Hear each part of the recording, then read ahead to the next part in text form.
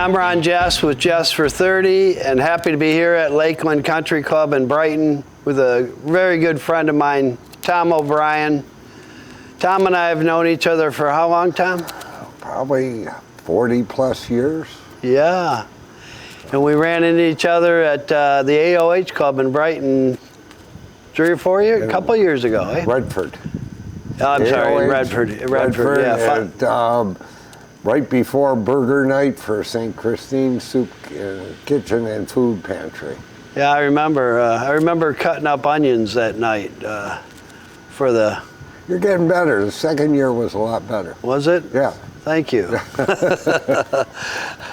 Tom grew up down near UD College. Went to Jesu grade school, and did you go there? You went to Salesian High School, I believe. Yeah, I went to Jesu first through 5th grade, then I ended up in a military school 6th or 7th, and then I came back and went through Salesian until they closed and moved to Aquinas, and then my parents moved up to Fenton.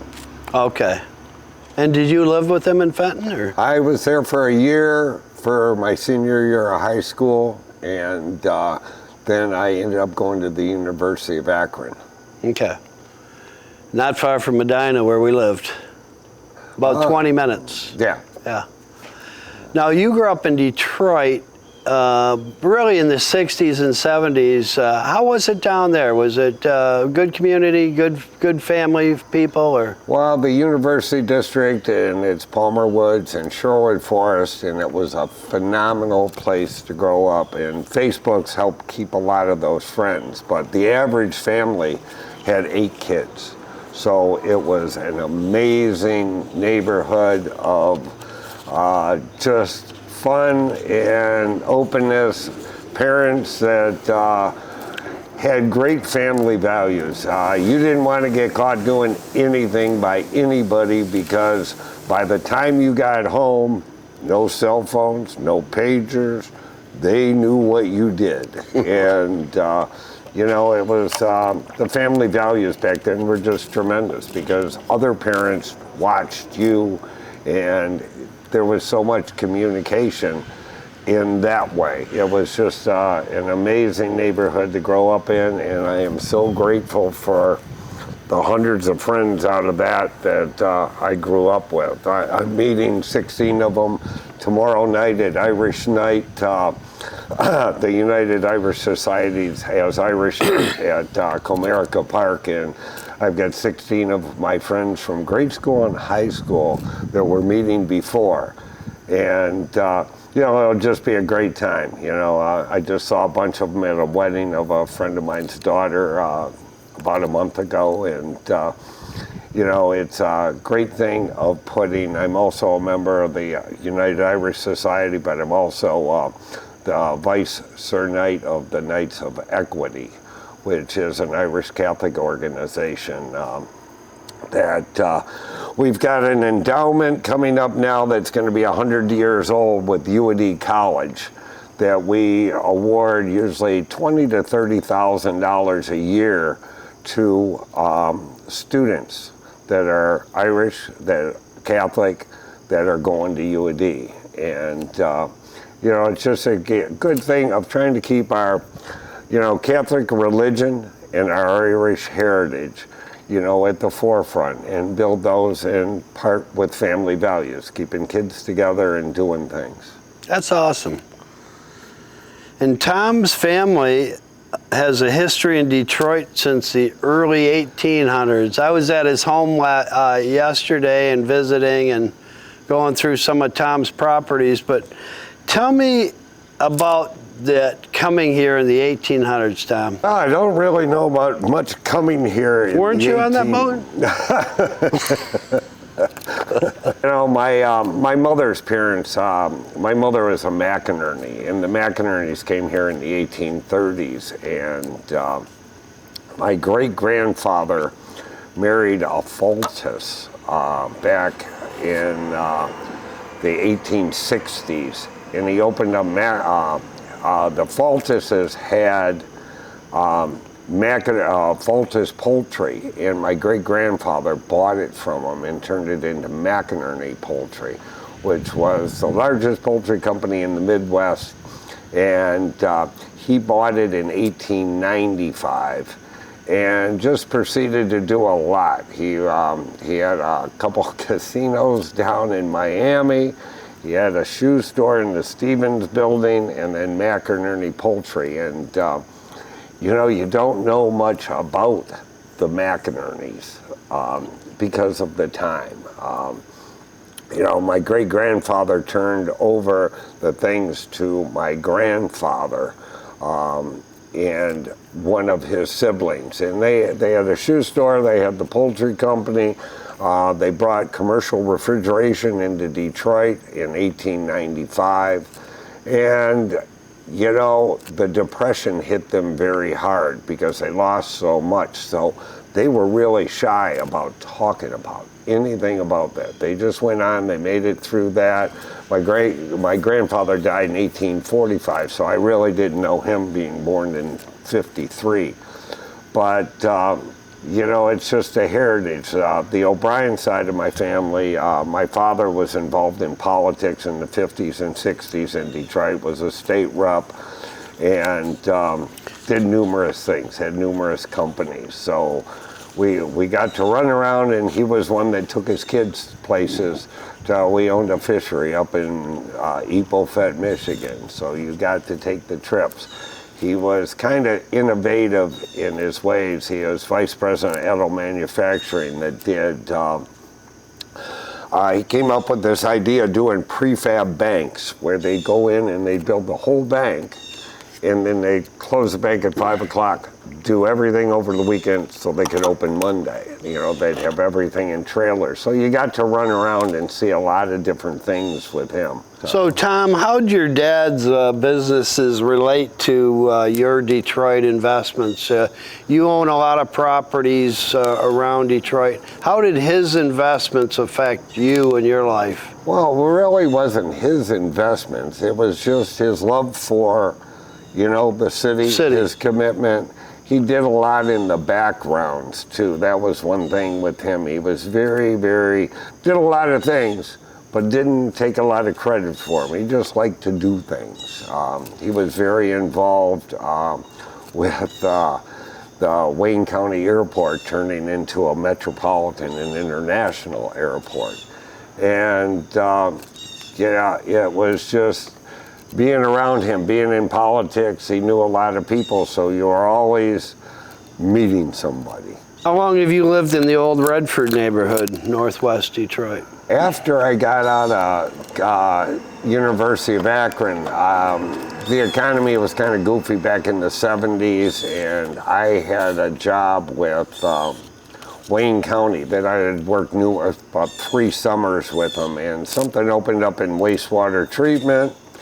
And when I got out of college, I moved back into Brightmoor. Brightmoor was an area of blue-collar workers, but it was somewhere reasonable to live. It was fairly close to work, and so I started in Brightmoor, you know, in 74. My brother moved in with me in 75 and went to Motec, and then I bought my first HUD house right outside of Brightmoor in Detroit, around Plymouth and Burt Road. Mm-hmm. And spent about 13 years there, and then I moved to Old Redford in 89. And that's when I moved in a flat over there that there was a shop that I was involved with building cabinets. And that was an interesting experience when you start working for people. The first big job I got, I didn't get paid for. So it's I ended up going out and getting my builder's license. And I had worked 20 years for the county and retired in 93. And then I got into I was in the cabinet business and a general contractor. And then I just expanded. I did a lot of work for the government because I knew the government. And I did rehabs for about 22 different cities. And just had a commitment I don't know what it was. I've always had a commitment. I'm the only one in my family that came back to Detroit and stayed in Detroit. And it's just, with Old Redford, it was a neighborhood that, you know, it was going downhill, and it was just, you know, there were some things there that I saw, you know, and I spent about 15 years, 20 years in the construction business. And you're committed to revitalizing that area, northwest Detroit, and I guess that could what? You know, that's it. From living in Brightmoor, I met a lot of people from the motorcycle clubs, the Penetrators, the Forbidden Wheels, the Scorpions. They were all on Finkel. And it was a whole different world back then. The motorcycle guys, I mean, they were more into drugs, hot stuff, and guns. And so you stay away from them. But they basically kept the neighborhood pretty clean, and they helped kids, you know. And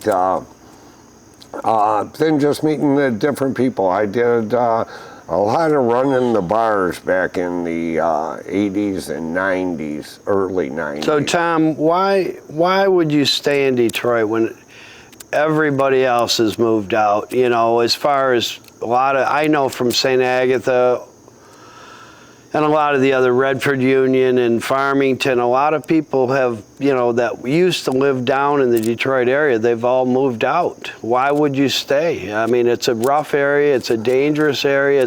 I know you're committed to making it better, but let's face it, there's bars on the windows, and around the houses are 8-foot fences.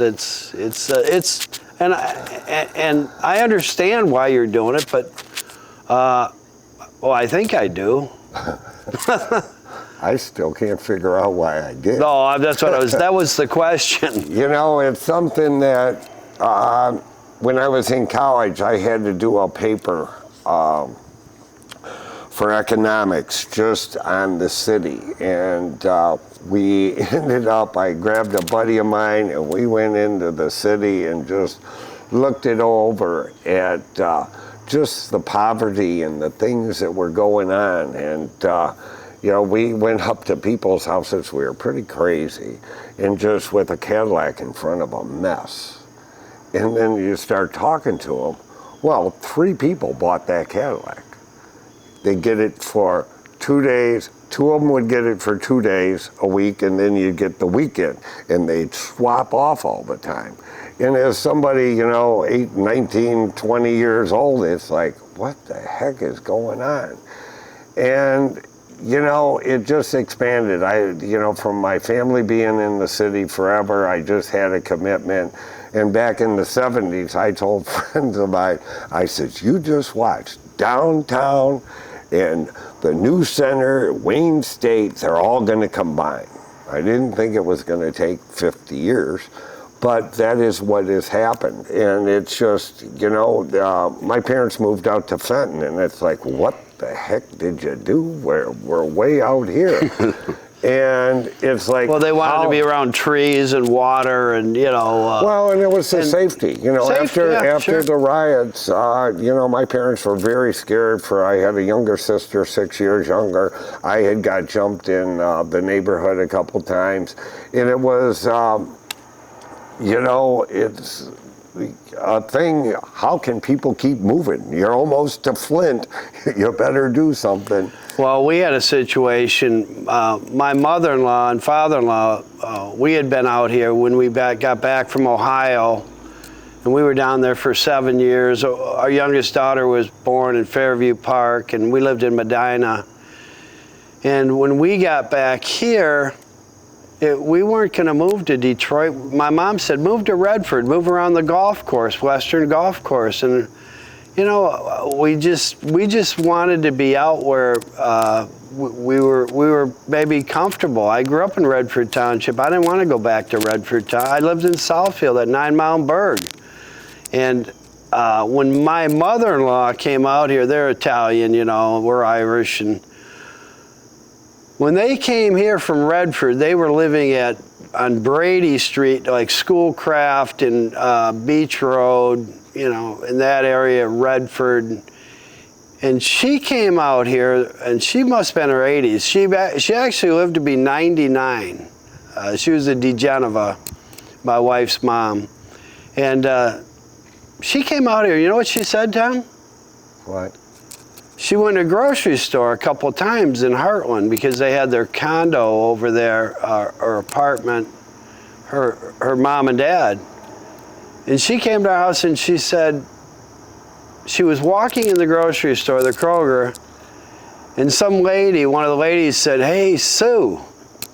And she like was looking over here, "Hi, Sue." And she's looking around and she keeps walking. The lady goes, "Hi, Sue." And she says, "Me?" Simple stuff like that is neighborhood stuff where you all grew up and I grew up. We grew up on our porches in Redford Town. We had a field next door. I wanted my kids to be safe when I moved here, and love it or hate it, I just didn't want to put them in a dangerous situation, you know. And I love Detroit. Hey, we were down at Smokey Robinson, my wife and I. Cool, right? We were down at Smokey a month or so ago, and we're watching it. And he's 83 years old, just doing the Motown thing, and it was awesome. It was really cool. He's got great songs, and he's singing and lives in LA. So he's dancing around. He's 83 years old. He bends down. He goes down almost on his knees, but he's still standing up for like 5 minutes. And we're going, that dude's 83, had the perfect suit. He does yoga every day. But here's the thing, Detroit, we love it, but I said to my wife, I go, he started 40 minutes late. We're at the Fox Theater, beautiful place, and he starts late, and I go, we listened to most all of the concert, probably had 15 minutes ago, and I said, Michelle, let's go. It's getting dark or whatever. Now you sound like say, oh, let's say a guy's kind of a puss or whatever. That's not the truth. I had 2 or 3 blocks to walk down, and I was with my wife. And you want to be safe. I don't want anything to happen. I'm 60, mid 60s. She's mid 60s.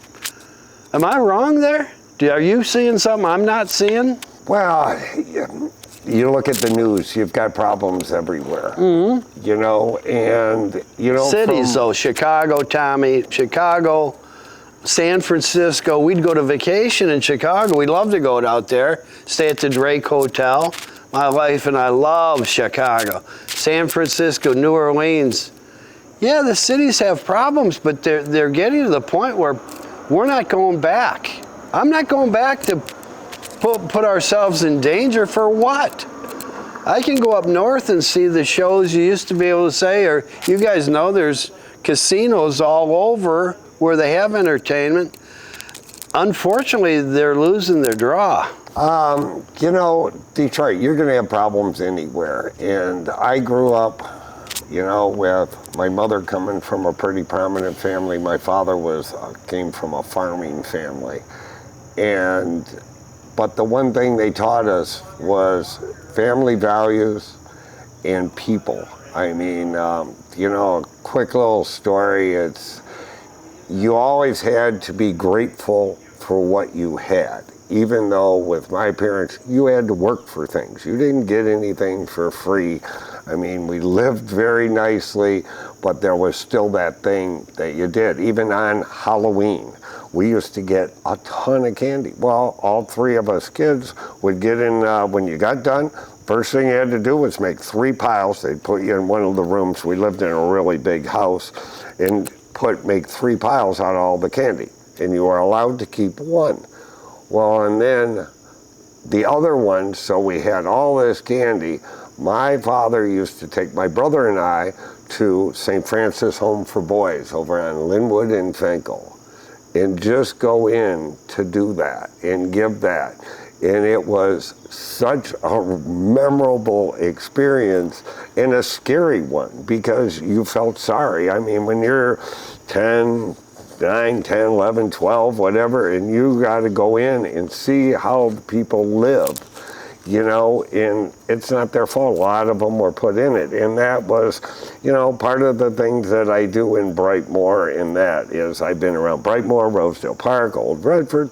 None of them like each other, you know, and there's great people in all those neighborhoods, you know, and it's just those things of trying to spread that, here, who cares? They're all good people just because they're not the class that you are or that. I didn't say that. You know, well, but that's all part of what it is you get those things where, you know, people are either jealous or they're too good to be next to somebody else. I think our situation was more, you know, I'm driving 40, 50,000 miles and I'm out of town 2-3 days a week and working my ass off trying to build my business. And we have a pool in the backyard. Yeah, we've been blessed and we've worked hard my wife and I both worked for a long time. And I wanted my kids to be safe, Tom. I didn't want to be in Pittsburgh or Columbus, Ohio and get a call that, you know what I'm saying. I'm not knocking the city. I'm just saying we had a choice and we've been blessed too. And we do give, and you know, most of these podcasts I'm going to do, the next one too, and the last one, and actually this one is just for doing good, man. It's for me, it's about doing good. I'm not making any money. I don't care. It's about the Minnick Foundation, the varsity club, and this Craig Moritz has got, where him and some NFL players are doing great stuff for inner city kids. Tommy was the president of the Redford AOH club, and now he's president of the Knights of Equity. But what I'm trying to say is you're always giving and you're always helping people, Tom, and you're trying to build up a neighborhood, and my hat's off to you. We're just in a different situation. Ron and I met originally through my ex-wife when we were going out together and everything. And I don't have any kids, so my life switched. I've also had, you know, a house outside of Detroit. I've always kept something in Detroit. My businesses were in Detroit.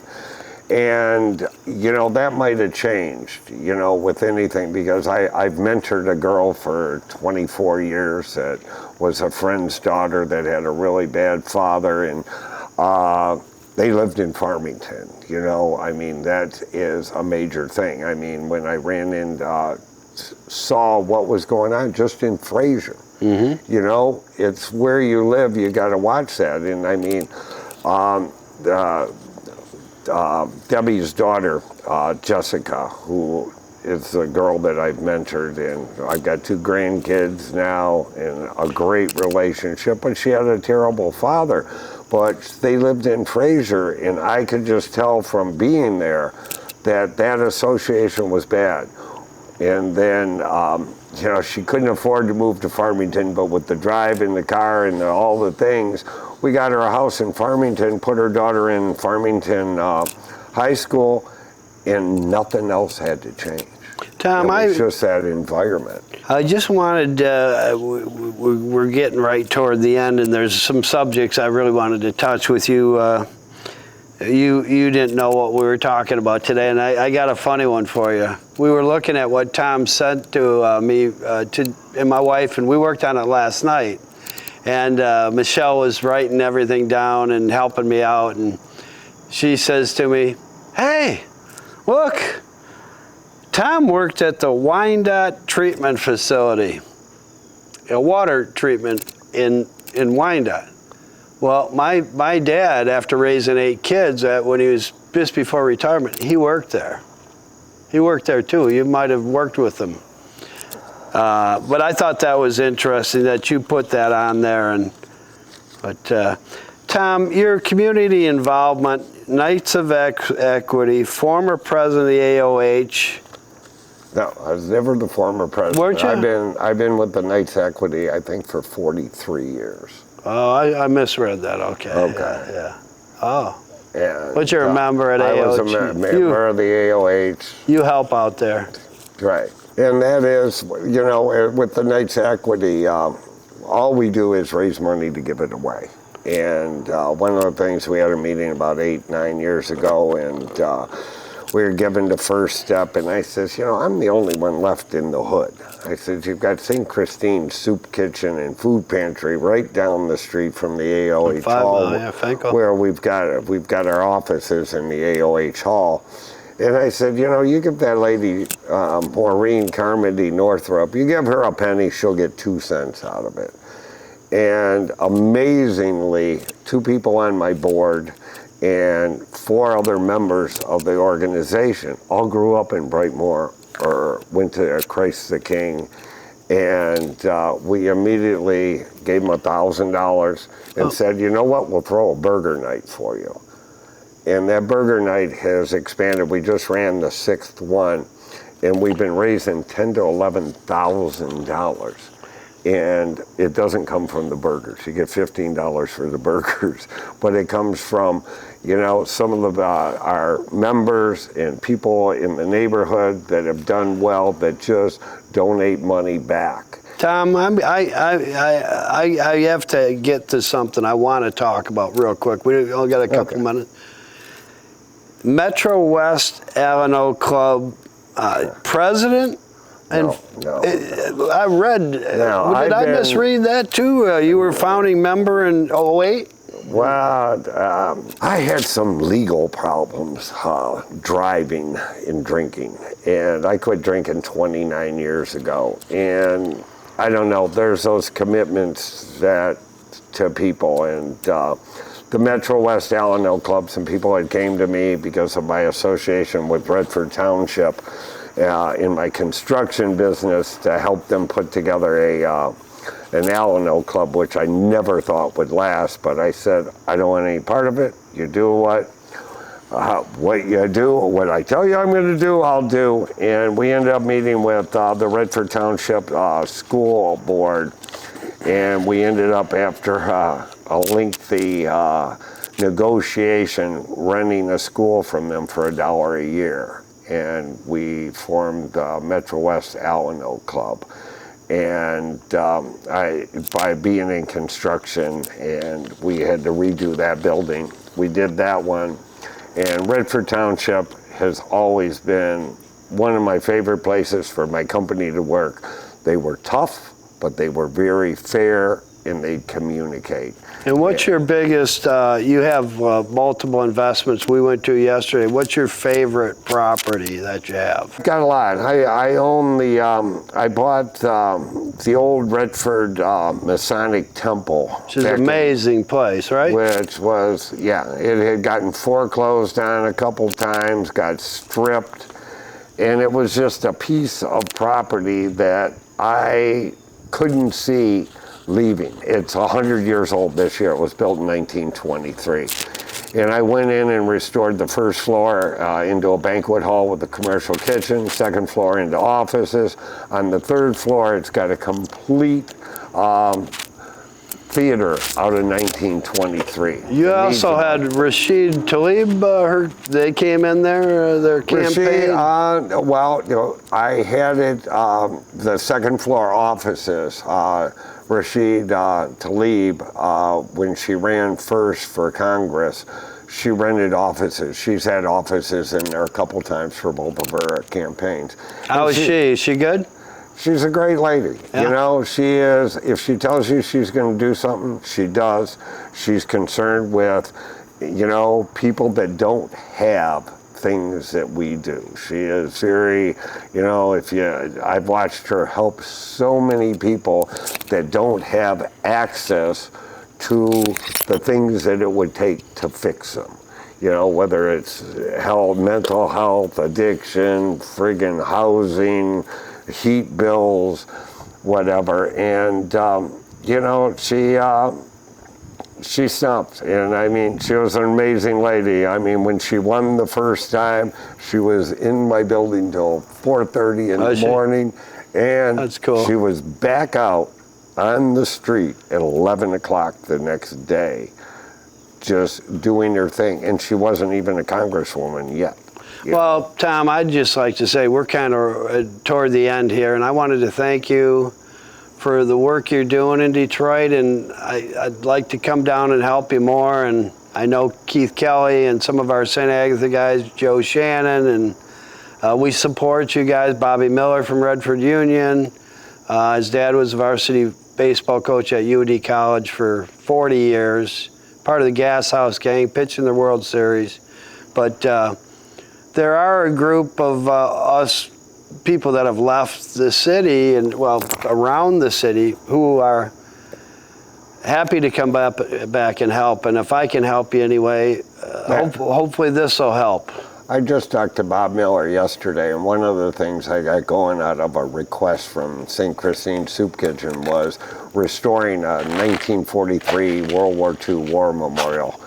And we're just putting that in progress. I had prints made to redo it, and Bobby's involved with his real estate investments and helping the veterans too. I got Paul Palazzolo, president of the Vietnam Vets, and we're just starting that, putting the neighborhood together, and that all starts putting different people together that aren't used to. But it was a good cause there. And also doing things in Old Redford is getting people to communicate and talk to each other. You know, put aside what you don't like about somebody and look at the good things that they do, no matter. Well, and that's a racial thing too. I mean, it can be racial and it can be class. Yeah. You know, where you are in the world, and it's just people, right? I mean, let's face it. Yeah, I mean, if you just leave out what you don't like about them, which is usually a materialistic or a racial thing, and just go with, you know, you need everybody in the world to do different things. So yeah. We all got to be friends.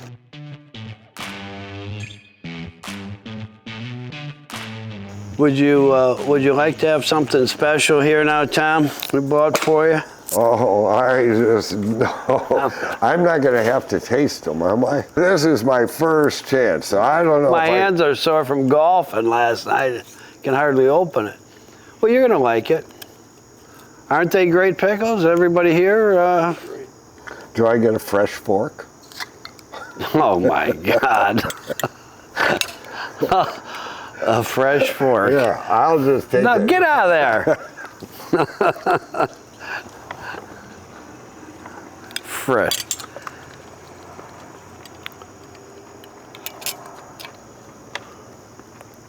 These have been sitting for over 2 weeks. Yes, sir. Ron sent me pictures of, I think it was 3 or 4 bushels of cucumbers. Right. With 60 quarts we do, Tom, and give them away. They've got a definitely great taste. They're strong. Yeah.